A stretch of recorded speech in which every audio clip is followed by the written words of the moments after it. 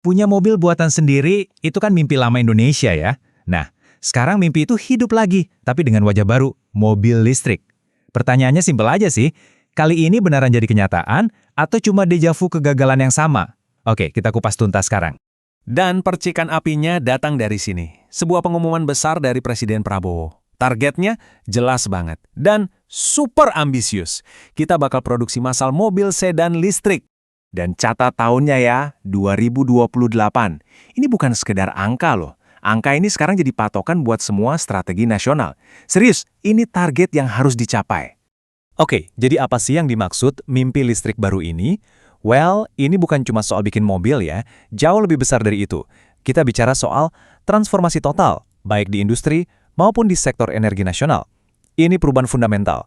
Dan timingnya pas banget, karena dorongan ini masuk ke pasar yang lagi meledak. Coba lihat deh grafiknya. Dari cuma 10.000 unit di tahun 2022, prediksinya bisa loncat ke 100.000 lebih di 2025. Gila kan? Itu naiknya lebih dari 10 kali lipat cuma dalam 3 tahun. Ini bukan cuma angka di kertas, ini sinyal kuat kalau masyarakat kita itu udah siap banget sama perubahan ini. Nah, ambisi besar ini tentu butuh strategi yang nggak main-main kan? Pemerintah punya peta jalannya sendiri. Targetnya itu nggak cuma pokoknya banyak mobil listrik di jalan. Nggak gitu. Mereka juga mau industri lokal kita ikut maju. Makanya ada aturan TKDN atau tingkat komponen dalam negeri. Plus, infrastrukturnya juga dibangun gede-gedean. Jadi intinya, ini bukan sekedar jualan mobil, tapi membangun, ya, sebuah ekosistem mobil listrik yang lengkap dari hulu ke hilir. Terus, kenapa orang-orang jadi rame-rame beli mobil listrik? Apa sih yang bikin mereka tertarik? Nah, ini beberapa alasan utamanya. Pertama, jelas desainnya, ya, modern banget, futuristik. Kedua, dan ini penting banget, hitung-hitungan di kantong, biaya ngisi listrik itu jauh lebih murah daripada beli bensin. Plus infrastruktur kayak stasiun nge-charge juga makin banyak, jadi makin nyaman. Oke, kita semua lagi semangat banget nih ngebayangin masa depan serba listrik yang keren. Tapi tunggu dulu. Kita perlu berhenti sejenak dan tanya satu pertanyaan penting. Pertanyaan yang jujur dan berakar dari sejarah kita sendiri. Karena untuk tahu tantangan di depan itu apa aja, kita harus berani nengok ke belakang. Kita harus lihat lagi kuburan proyek-proyek mobil nasional atau yang kita kenal sebagai Mopnas yang udah pernah gagal di masa lalu. Karena, ya itu tadi, mimpi punya mobil nasional ini bukan barang baru. Ini tuh udah kayak saga, cerita panjang yang membentang puluhan tahun. Dan di sepanjang jalan itu, ada beberapa upaya besar yang, ya kita semua tahu gimana akhirnya. Coba kita ingat-ingat lagi era 90-an. Nah, di situ ada proyek Timor yang fenomenal. Ini adalah proyek yang dibangun bukan di atas teknologi, tapi koneksi politik. Di mana anak-anak presiden saat itu seolah-olah bersaing. Satu pakai mobil Korea merek A, satu lagi merek B. Terus di-rebrands dan dikasih fasilitas pajak yang luar biasa dari negara. Kebayangkan? Ujung-ujungnya gimana? Ya, cara kayak gitu akhirnya jadi masalah besar di tingkat internasional. Jepang, Amerika, Eropa, semua protes. Kasusnya sampai dibawa ke WTO, Organisasi Perdagangan Dunia. Dan Indonesia kalah. Program Timor ini dianggap melanggar aturan, dan akhirnya proyeknya runtuh bareng sama rezim Orde Baru di tahun 98. Nah, kita lompat ke era yang lebih modern.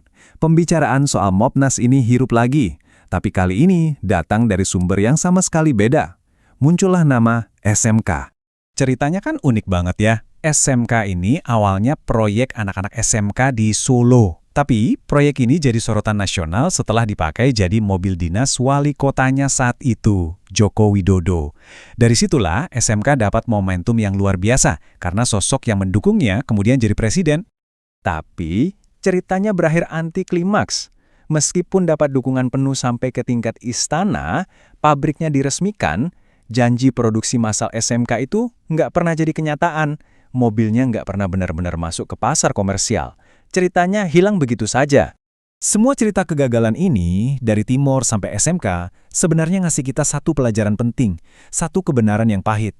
Bikin perusahaan mobil yang sukses itu susah banget. Mungkin salah satu tantangan industri tersulit di dunia. Dan ini bagian yang menarik. Para ahli bilang, salah satu masalah paling mendasarnya adalah kita bahkan belum sepakat soal definisi mobil nasional itu sendiri. Apa sih artinya? Apakah cukup mereknya pakai nama Indonesia? Atau komponen lokalnya harus 80%, 90%? Batasannya di mana? Ini masih jadi perdebatan.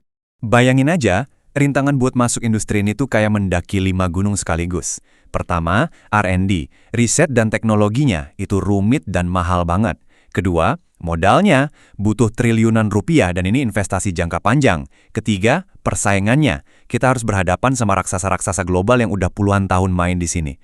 Keempat, rantai pasoknya. Dan kelima, kebijakan pemerintah yang stabil. Berat kan? Oke, setelah dengar semua sejarah kelam itu, mungkin kalian bertanya-tanya, terus kenapa pemerintah sekarang pede banget kalau kali ini bakal beda? Apa yang bikin mereka yakin hasilnya nggak akan sama? Jawabannya ada dua hal. Dua faktor kunci yang benar-benar mengubah permainan. Yang pertama, ada pergeseran teknologi global yang masif. Dan yang kedua, nah ini dia. Kita punya anugerah dari alam. Sebuah sumber daya yang jadi kartu as strategis yang dulu nggak pernah kita punya. Dan kartu as itu adalah nikel. Simple. Tapi ini bukan nikel biasa. Indonesia itu punya cadangan nikel terbesar di seluruh dunia. Kenapa ini penting banget? Karena nikel adalah bahan baku utama, bahan paling krusial buat bikin baterai mobil listrik modern. Inilah senjata rahasia kita, yang dulu nggak ada. Nah, dengan adanya senjata baru ini, pertanyaannya jadi beda sekarang. Ini jadi soal pilihan strategi. Jalan mana yang mau kita ambil? Coba deh lihat tabel perbandingan ini. Ini jelas banget bedanya. Dulu, di zaman timur, modal utamanya apa? Koneksi politik. Teknologinya cuma rebatch mobil orang. Sekarang, modal utama kita itu cadangan nikel terbesar di dunia. Dan konteksnya bukan lagi pasar domestik yang diproteksi, tapi kita main di panggung transisi energi global. Beda banget kan arenanya? Nah, kondisi ini memunculkan satu pemikiran strategis yang lain dari para analis. Mereka bilang, daripada ngotot bikin merek mobil sendiri dari nol, kenapa nggak kita tiru Thailand?